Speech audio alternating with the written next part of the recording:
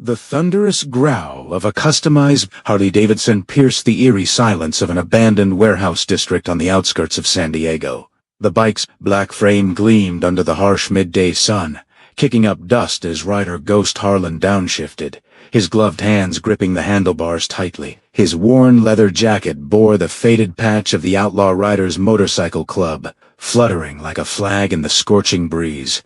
He had no business being here, not in this forsaken corner where crumbling buildings stood like ghosts of industry past, surrounded by chain-link fences, twisted with rust and overgrown weeds. But something gnawed at his instincts, a prickling sensation at the back of his neck that he'd learned to heed after 15 years on the road with the club. The engine's deep rumble vibrated through his bones, almost as if the machine itself sensed the unease in the air, a thick, oppressive tension like the calm before a desert storm. Ryder pulled into the shade of a derelict loading dock, killing the engine with a flick of his wrist. The sudden quiet was suffocating, broken only by the distant caw of a crow and the faint creak of metal settling in the heat. Then, cutting through it all, came a muffled sob, fragile, desperate, barely audible over the wind. Ryder's heart skipped a beat, his blood turning cold despite the sweltering temperature. He dismounted swiftly, his heavy boots crunching on shattered glass and gravel as he followed the sound. His tattooed arm instinctively reached for the multitool in his belt, fingers brushing the cold steel. The cry grew clearer, laced with fear and exhaustion, emanating from behind a stack of rusted shipping containers, half buried in debris. There she was, a tiny girl, no older than 8, huddled against a concrete pillar. Her wrists were bound with coarse zip ties that had dug deep into her skin, leaving angry red welts and spots of blood. Dirt smeared her tear-streaked face, and a strip of duct tape sealed her mouth, her wide brown eyes locking onto Ryder's imposing figure with sheer terror. She recoiled, trying to shrink into the shadows, her small frame shaking uncontrollably. "Whoa, easy there, kiddo," Ryder murmured, his gravelly voice softening as he knelt down slowly, his massive 6'3" build suddenly feeling like a threat. He raised his hands, palms out, the intricate ink of skulls and roses on his forearms catching the light. "I'm not here to hurt you. Promise, I'm gonna get you out of this mess." But why would she trust him? He looked like the villain from every bedtime story-scarred face from old bar fights. A wild beard streaked with gray, piercings glinting in his ears, and that outlaw patch screaming danger. Yet, deep inside, Ryder carried a wound that made this scene hit harder than any punch. He'd lost his little sister, Mia, to a hit-and-run driver 5 years ago. She'd been just about this girl's age. The pain surged back, sharp and unrelenting, but he shoved it aside, focusing on the child before him. "My name's Ryder," he sighed gently, pulling out his multitool and flipping open the blade. "I'm gonna cut these ties real careful, okay? Just hold still." The zip ties snapped with a satisfying pop, and the girl yanked the tape from her mouth, gasping for air as sobs racked her body. Ryder scanned her quickly bruises on her arms. A scraped knee, but nothing life-threatening. His calloused hands were tender as he examined her wrists, wrapping them loosely with a bandana from his pocket to stem the bleeding. "What's your name, sweetheart?" "Sophia," she whispered through hiccups, her voice trembling like a leaf in the wind. "Sophia Ramirez. Please, mister, help me. They took me from the park. My mom was right there, but they grabbed me so fast." Ryder's jaw tightened, a storm brewing in his gray eyes. "Who? Tell me everything you remember." Sophia wiped her eyes with the back of her hand, her small fingers clutching his jacket for support. "2 guys. One was tall, with a scar on his cheek, wearing a black hoodie. The other was skinny, called him Luis. They said they were friends of my mom's, but then they drove me here and tied me up. They laughed about it, said I'd fetch a good price from some buyer up north. They're coming back soon with more people." The word trafficking flashed in Ryder's mind like a neon sign, igniting a fury he'd kept buried. He'd heard whispers in the club about rings, preying on vulnerable kids in border towns. But stumbling upon it like this, it was personal now. He pulled out his burner phone, dialing his club president, a grizzled veteran named Hawk, whose voice was as rough as sandpaper. "Ghost. What's the play?" Hawk answered on the first ring. "Found a kid. Hawk, kidnapped, tied up in the old docks, off Harbor Drive. Traffickers. She's scared out of her mind. Says they're coming back tonight, with buyers. A heavy pause. Then Hawk's tone turned lethal. Age 8 names, Sophia. Damn it all. All right? Rally the boys. I'll be there in 15 week to crew. No cops yet, we handle this our way first. Copy that? Ryder replied, hanging up and turning back to Sophia. My friends are coming. They're rough around the edges like me, but they've got hearts of gold. We'll get you safe, and those scum, they'll pay. Sophia nodded hesitantly, her eyes still wide but softening a fraction. A stay-weighted rider shared a granola bar from his saddlebag, watching her nibble it slowly. The sun dipped lower, casting long shadows that danced like phantoms across the ground. He could smell the salt from the nearby ocean, mixed with the metallic temps of rust, hear the faint hum of traffic in the distance, a world oblivious to the horror unfolding here. Suddenly, Sophia's face lit up with a spark of hope. My mom? Her name's Elena. She's probably looking for me everywhere. She works at the diner downtown. Please? Can we call her? Ryder hesitated, too risky with the kidnappers.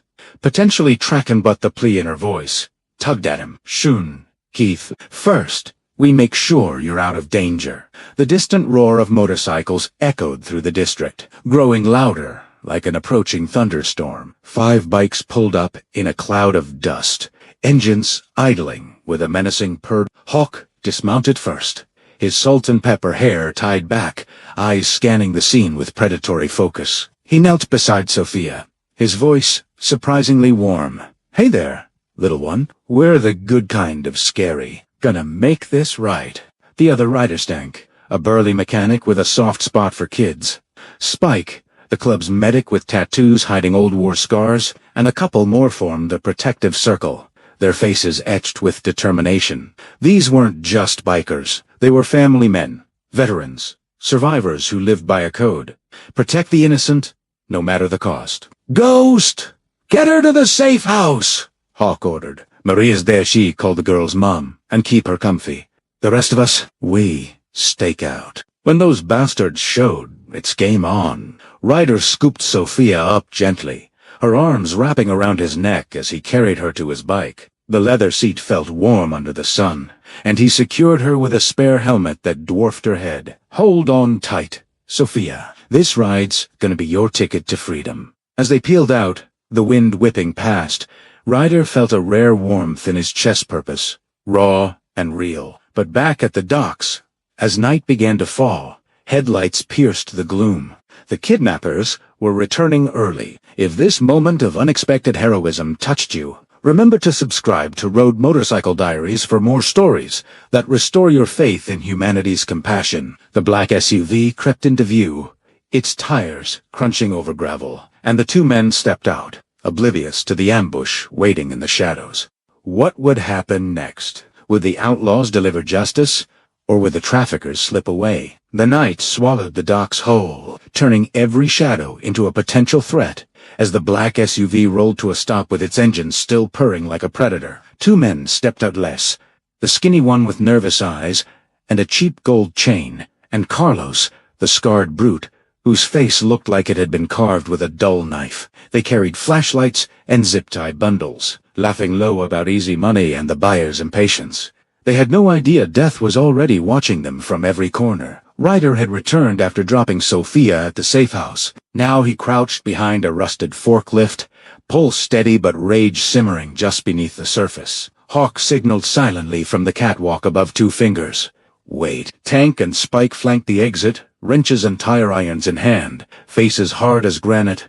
The outlaw riders didn't look like angels tonight. They looked like justice wearing leather and steel. Luis kicked at the empty spot where Sophia had been tied. Where the hell is the kid? He hissed.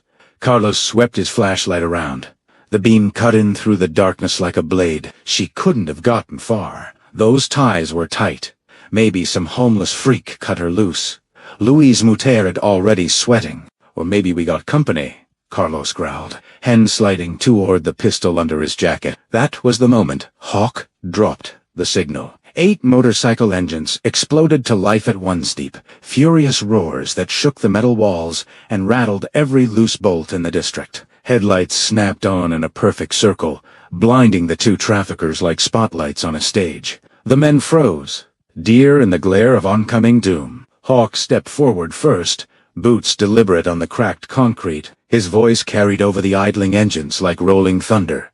"Evening, gentlemen. Looks like your package went missing. Lucky for her, unlucky for you." Carlos yanked his gun free. Big mistake. Tank was on him in 2 strides, 6'5" of solid muscle, and brought the wrench down across Carlos's wrist with surgical precision. The pistol clattered away, and Carlos howled, cradling the shattered bones. Luis tried to bolt toward the SUV.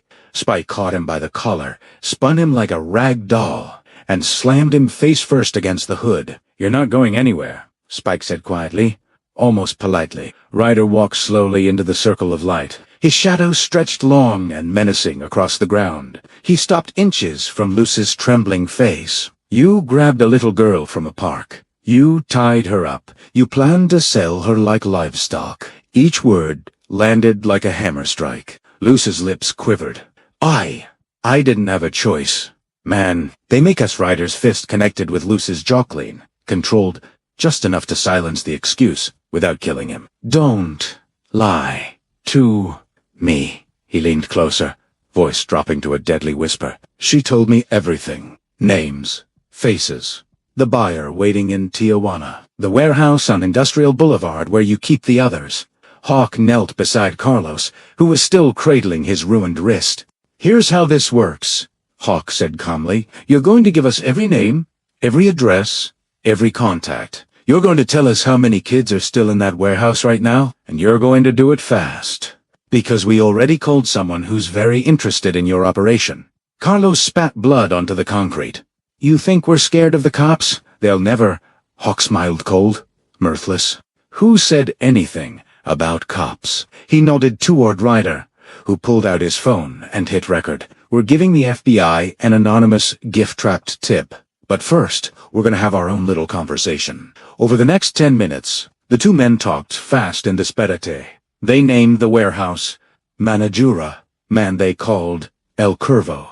They gave the address, the security codes, the schedule of incoming trucks. They admitted there were at least 12 other children inside, some as young as 5. Every word was captured on video, every flinch, every tear. When they finished, Hawk stood. "Tie them up. Same way they tied her. Leave them right here for the authorities."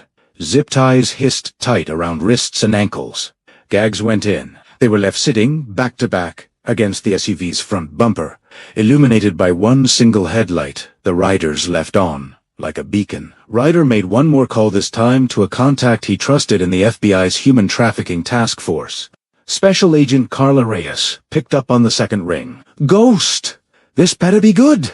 It's better than good," Ryder said. 2 traffickers, gift-trapped, at the old docks. Full confession recorded. Warehouse address, with 12 kids still inside. "You'll find plenty of physical evidence when you arrive. We'll be long gone." Agent Reyes exhaled sharply. "You know I can't use anything obtained under duress." "Then call it an anonymous citizen tip," Ryder replied. "Because that's exactly what it is. Concerned citizens, concerned about kids disappearing in their city." Sirens began wailing in the distance, first faint, then growing louder. The riders mounted up. Engines snarled back to life. One by one they peeled out into the night, disappearing down side alleys and service roads like smoke. Ryder was the last to leave. He paused at the edge of the lot, looking back at the 2 bound men. For a moment, he thought of Sophia's tear-streaked face, of her tiny hand clutching his jacket. He thought of Mia, his sister, he couldn't save. Then he twisted the throttle and vanished into the darkness. Meanwhile, at the safe house on the edge of the city, Elena Ramirez sat on the edge of a worn couch, hands trembling around a mug of tea Maria Hawk's wife had pressed into them. She hadn't slept in 36 hours. Her eyes were red, her voice hoarse from crying and calling Sophia's name through every street near the park. The door opened quietly. Maria smiled softly. "Elena, someone wants to see you." Sophia stepped into the room, still wearing Ryder's oversized bandana around her wrists like makeshift bracelets. "Mommy?" Elena's mug hit the floor and shattered. She crossed the room in 2 strides and dropped to her knees, pulling her daughter into the fiercest embrace either of them had ever known. Sobs shook them both relief, so powerful it hurt. "I'm here, Mia. I'm here. I'm never letting go again." Maria watched with tears in her own eyes, then quietly stepped outside to give them privacy. She texted Hawk one simple message. They're together. She's safe. Back on the road. Ryder rode alone for a while, letting the wind scour the anger from his chest. He didn't know yet that the warehouse raid would happen in less than an hour. He didn't know 12 more children would soon feel their mother's arms again. All he knew was that tonight, evil had lost one small battle. And that was enough. If this story of courage, brotherhood, and a mother's unbreakable love is stirring something in your heart, hit that subscribe button on Road Motorcycle Diaries. We bring you real feeling tales that remind us goodness still rides among us. The same thunderous roar that had shattered the silence of the abandoned docks 3 days earlier now returned not in fury, but in quiet triumph as Ryder guided his Harley back toward the safe house under a golden California sunrise. The road felt different today. Lighter, the wind carried the scent of ocean salt and fresh possibility instead of rust and fear. Inside the modest bungalow on the quiet street, Elena Ramirez sat on the porch steps, Sophia curled against her side like she had never left. The little girl's wrists were properly bandaged now, the bruises fading to soft yellows, but the real healing showed in her eyes, bright again, trusting again. Elena stroked her daughter's dark hair, whispering thanks to every saint she could remember, still half convinced this was a dream she might wake from any second. A low rumble approached. Sophia's head lifted first. "Mommy." "That's him." She pointed down the street, where Ryder's black bike appeared, chrome catching the first rays of morning light. Like a promise kept, Ryder killed the engine a respectful distance away and walked the rest of the way on foot, helmet tucked under his arm. He looked smaller without the shadows of night around him, still tall, still inked, still wearing the patch that made most people cross the street, but his eyes were soft, almost uncertain. Elena stood slowly, keeping Sophia's hand in hers. For a long moment, no one spoke. The only sounds were distant birds and the soft creak of the porch swing. Then Sophia broke free and ran. She threw herself at Ryder's legs, hugging tight. "You came back," she said, voice muffled against his jeans.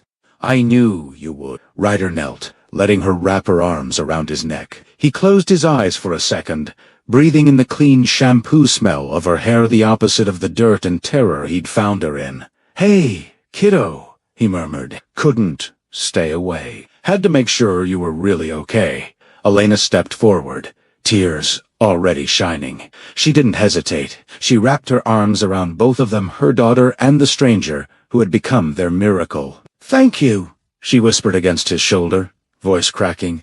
"Thank you for bringing my baby back to me." "I prayed every second. And then you appeared." Like an answer, Ryder swallowed hard, his throat tight. "I just followed my gut. Anyone would have done the same." "No," Elena said firmly, pulling back to meet his eyes. "Not anyone. You did. You and your friends. You didn't have to, but you did." Behind them, the rest of the outlaw riders began to arrive quietly, without fanfare. Hog, Tang, Spike, Maria. They parked at the curb and stood back, giving the family space, but close enough to be part of it. Maria carried a small bakery box, fresh churros and hot chocolate, Sophia's favorite. News helicopters had circled the warehouse on Industrial Boulevard the night before. 17 children rescued, 14 arrests. The ring dismantled from San Diego to the border and beyond. The media called it a stunning multi-agency operation. No one mentioned the bikers who had lit the fuse, and that was exactly how the riders wanted it. Ryder reached into his jacket pocket and pulled out a folded piece of paper. "I almost forgot. Sophia drew this for me while she was waiting at the safe house." He handed it to Elena. It was a crayon masterpiece.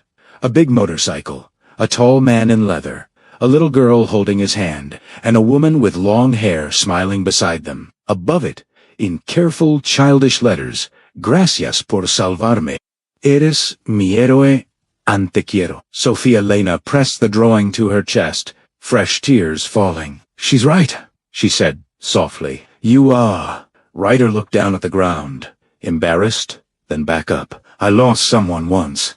He admitted quietly the first time he'd said it aloud in years. "My little sister, Mia, hit and run. I couldn't save her, but when I saw Sophia, it was like I got a second chance. To do it right this time." Elena reached out and squeezed his hand rough, scarred, tattooed, but gentle. "You did," she told him. "You did it right." The morning stretched on, with simple, perfect moments.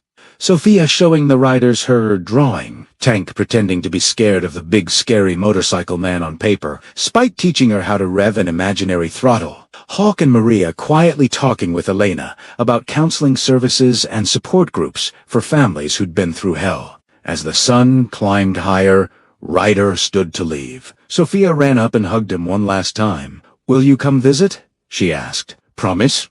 Ryder smiled. "Drill?" "Unguarded. Promise. Kiddo, every time I ride through San Diego, I'll stop by." "Deal! Deal!" He mounted his bike, the engine coming alive with that familiar, comforting growl. Elena and Sophia stood on the sidewalk, waving until he turned the corner. The road opened before him, again endless, free, full of possibility. But something had changed forever. DeWitt A.D. Carried since Mia's death felt lighter now, not gone, but shared, transformed into purpose. Somewhere behind him, a mother held her daughter close. Whispering stories of the night, a stranger in leather became family, and somewhere ahead, more shadows waited, more children who needed someone to ride into the darkness and refuse to look away. Because sometimes heroes down too wear badges. Sometimes they wear leather, ride Harleys, and listen when the world tells them to mind their own business. Sometimes the scariest-looking people carry the biggest hearts. And sometimes that's exactly what the world needs to believe in kindness again. If this journey, from fear to hope, from darkness to light, touched your heart, please give this video a thumbs up, share it with someone who needs to see it, and subscribe to Road Motorcycle Diaries for more stories that prove goodness still rides strong among us. Tell us in the comments, would you stop if you heard a cry in the shadows? Have you ever been someone's unexpected hero? We read every single one. Thank you for riding with us.